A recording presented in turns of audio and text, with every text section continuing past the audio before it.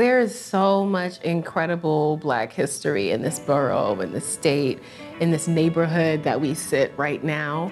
In part of our work about preserving legacy and about looking back in order to discern who we are in the future, I just think it is so important that when communities or landscapes shift, that we are also keeping that heritage.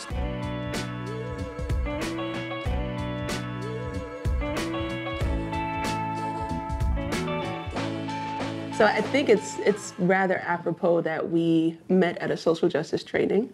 We both were working at a university in Jersey, and we were at the same table. We were doing those icebreakers that people roll their eyes at, but you know, where are you from? I'm from Brooklyn. What part? Flatbush.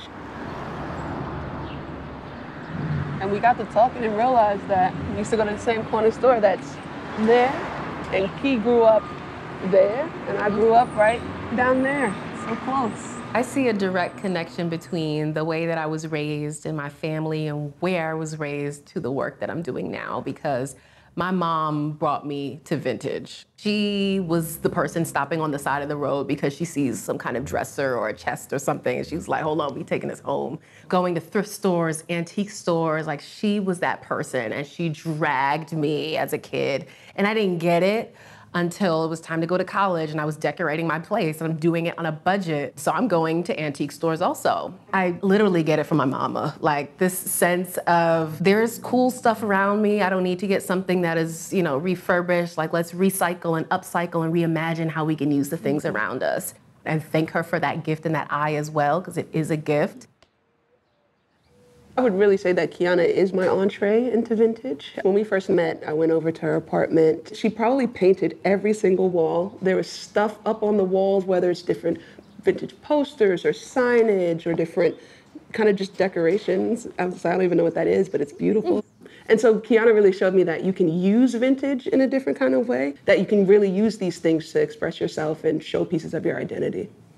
There was just a lot of dreaming about what this hobby could turn into. I just remember us sitting up, and whether we were in the car, driving out to PA somewhere, or coming up to Brooklyn, like just a record store, and all the records are Black. We don't have to dig to find Black records. What if it was curated for us? What if we could curate? And there really became this point where there was this very loud dissidence that we had to rectify. What would it look like for there to be the Blackest antique store you've ever been to? And as we searched for that and tried to look for that, we were like, we really don't see that. Why don't we create the collection we wish we can shop from? And so that really was the impetus for Black Market Vintage.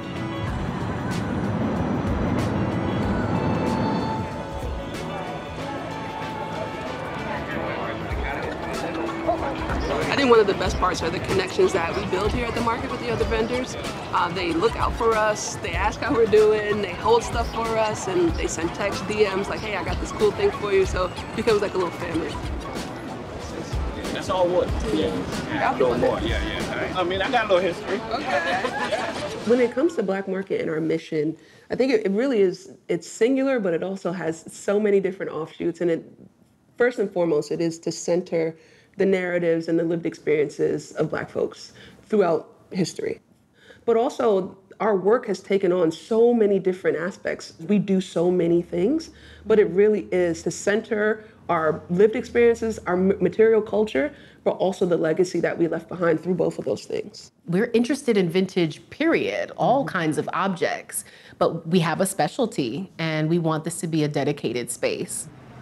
COVID impacted our business during a major transition. Our business is non-essential, so we were forced to close. The great thing was our community really rallied around us to make sure that COVID was not a death knell for us. We are in the business of preserving legacy and making them accessible to people.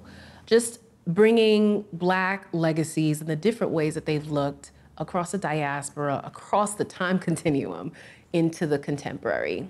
One of the major lessons that we took away from the pandemic was really recontextualizing that old cliche of life is short, but making sure that we are living every single day with intention, with purpose, and really striving to make sure that we're doing it right.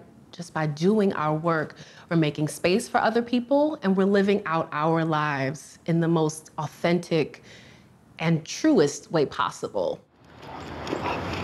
Somebody's excited. Come on. History is not too far away. History is not always a thing of the past. History is also very much so a thing of the moment, the contemporary, and ultimately our future. So to kind of bridge that gap for people, the legacy we leave behind by being exactly who we are, what kind of space that opens up for people, and being an example of living our lives as regular folks doing extraordinary work at the same time. There is something there to be said that I'm so grateful for.